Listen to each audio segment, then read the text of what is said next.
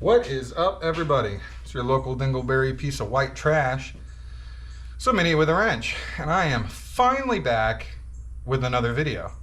It has been a long time since my last upload, and I could throw a bunch of excuses at you, like I got engaged, I had a death in my family, there was a heat wave, work got crazy.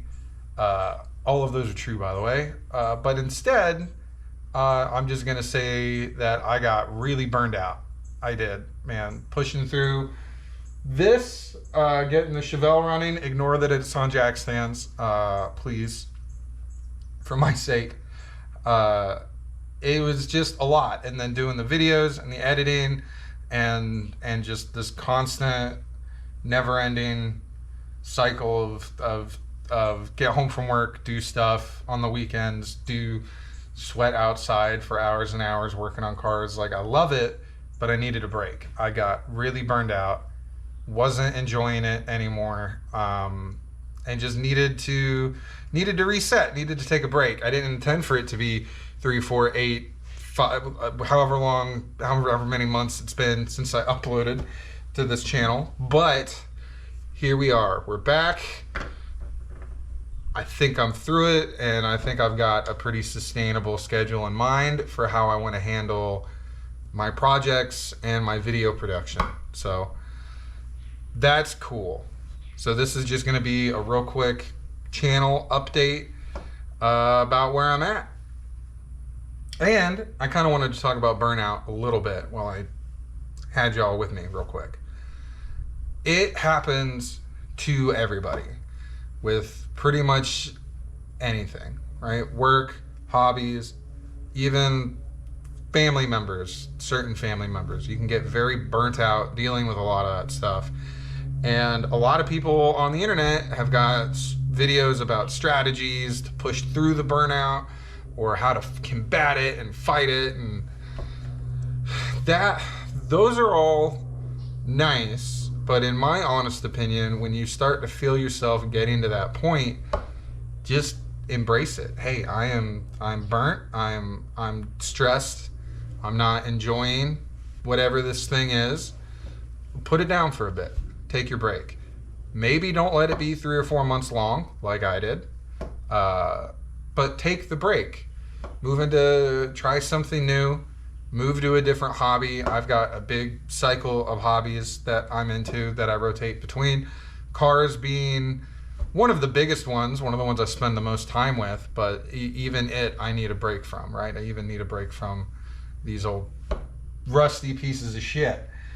So I did. I took it. And I'm not going to lie, this thing called Baldur's Gate 3 happened, and that was a non-zero factor in the amount of time or lack thereof that I was spending out here. So that's what it is. I didn't fall off the planet. I didn't die. I didn't quit. I didn't give anything. I didn't give this up. I just needed a break. And now the break's over. So with that being said, let's do a real quick channel update because I got a whole bunch of new goodies and I want to show them to you. All right, so first and foremost, I'm sure you guys have noticed that my kayaks are in the air now. So I was really tired of them being on the ground and in my way, so I decided to put them in the air and in my way. Instead of spending 80 bucks at Amazon for a ceiling storage thing for these, I decided to spend $80 at Home Depot to build a worse version of that, which is what I've done here. That's a hand crank boat winch that is very shoddily drilled to a 2x4 that is hopefully attached to a stud in that wall. And it's a thing. That's the 3rd iteration of this setup that I've tried. It's the worst one by far, but I'm just fucking sick of it, so I'm not gonna mess with it anymore. I got a whole bunch of cool stuff there. We're gonna talk about that in a second. As part of the death in my family, I had to go clearing out this barn in Indiana with a bunch of grandpa's old tools in it. So instead of the Facebook special marketplace bomb that I did have as an air compressor. Now I've got a nice fancy one over here. A cool new toolbox from 50 years ago that has got all American made stuff in it, which I think is fucking awesome.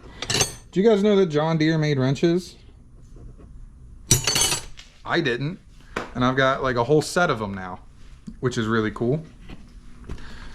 The Ford is exactly how you guys remember it. The last thing I really did to this was replace the spark plug wires.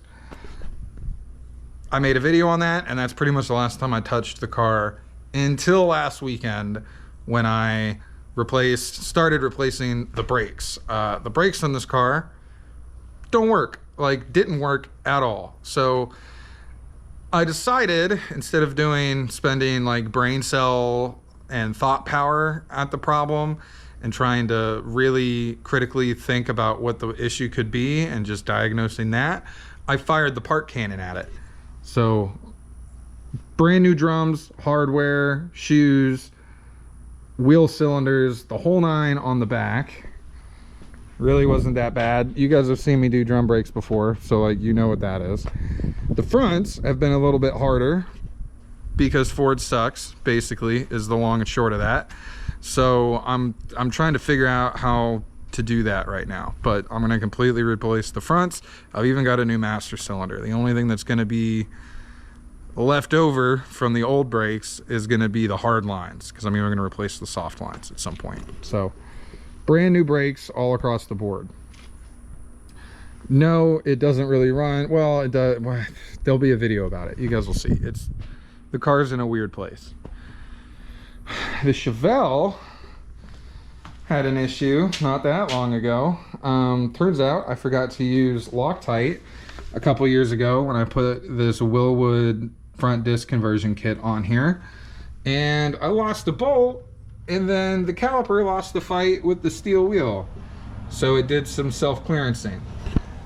Am I going to replace that caliper? Absolutely not. No, I've got zero intention of doing that. They're very expensive and it doesn't leak fluid right now, so no. It's just gonna hang out and be what it is. These wheels completely like hide the calipers, so it's not that big a deal, and I don't foresee this being like an actual functional issue. So whatever, it's fine and it can live that way. The last big thing is last weekend I saw a screaming deal on Facebook Marketplace for this thing. It is a 350 Mercruiser boat motor, right? It's a boat motor for $200 for the block. That thing right here has got all the pistons and the pulleys and the water pump in it, the heads, the intake, this cool, really stout oil pan, the whole nine, 200 bucks. I couldn't pass that up.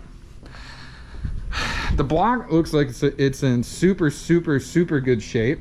Here, let me show you guys. The bores are super clean, right? I don't feel any kind of lip or edging on the top.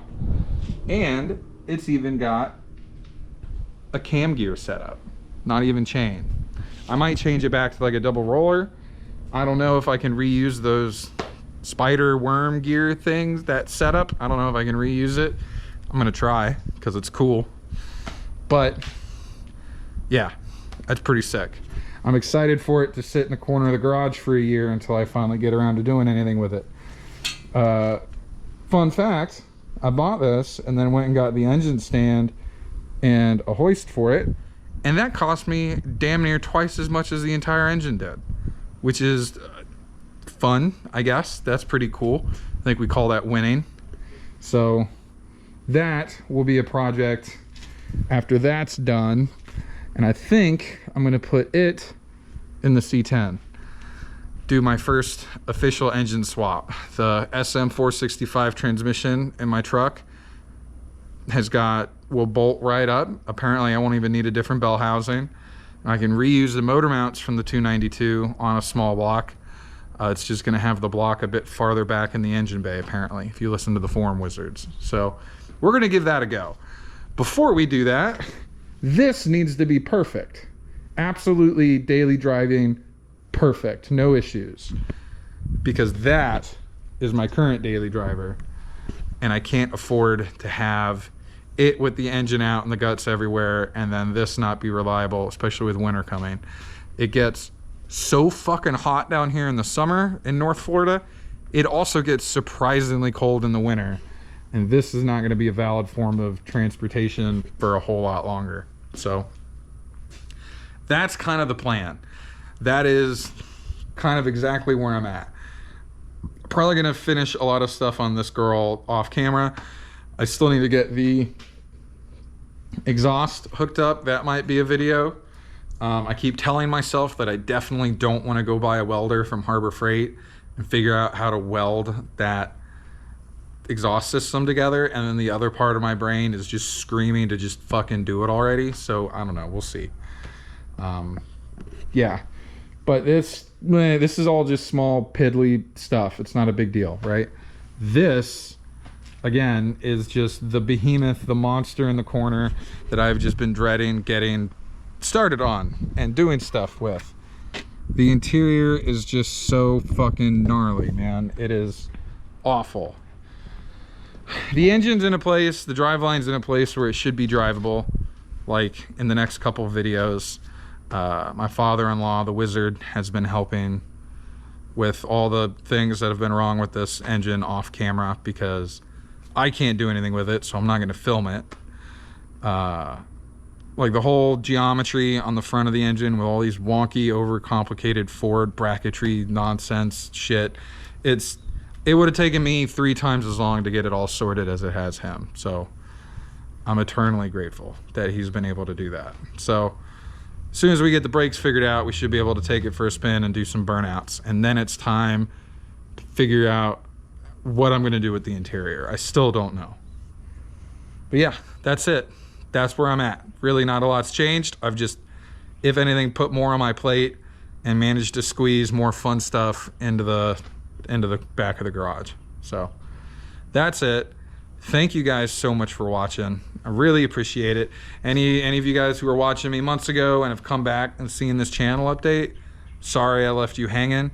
I really appreciate all the love and support that, you know, I've gotten on my previous videos. Thanks for coming back. Thanks for being here. And if you're new and this for some reason is your intro to this channel, hang out. I'm kind of funny sometimes. Anyway, hope you guys enjoy the rest of your evening. Have a good one. I will see you soon. I promise.